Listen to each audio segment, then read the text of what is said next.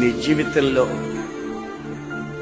గుండెల్లో ఒకటి పెట్టుకొని నోటితో ఒకటి మాట్లాడడం నువ్వు ప్రారంభించావంటే నువ్వు సాతాను కబంధ హస్తాల్లో పడతావనే సంగతి వాస్తవం. రాసి పెట్టుకొని స్టాంప్ వేసి నేను సంతకం పెడతా. గుండెల్లో ఒకటి ఉంచుకొని, హృదయంలో ఒకటి ఉంచుకొని పైకి నోటితో ఇంకొకటి మాట్లాడే అలవాటు చేసుకుంటే ప్రభువైన యేసుక్రీస్తు ఏమన్నా తెలుసా? మీరెవరైనా సరే అవునంటే అవును, కాదంటే కాదు అని మాట్లాడుకోండి.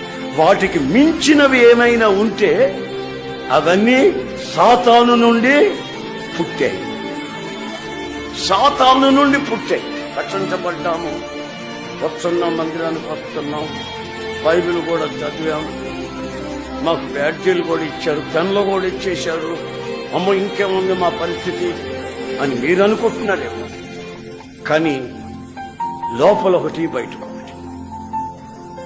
హిమము వలె నీవు ప్రకాశించాలని, హిమములాగా నీవు తేట తెల్లగా పవిత్రపరచబడాలని, ఆ పవిత్రతని నీలో కోరుకుంటున్న దేవుడు చెప్తున్నాడు, నీ అంతరంగమందు దాచబడిన సంగతి ఏమీ ఉండకూడదు.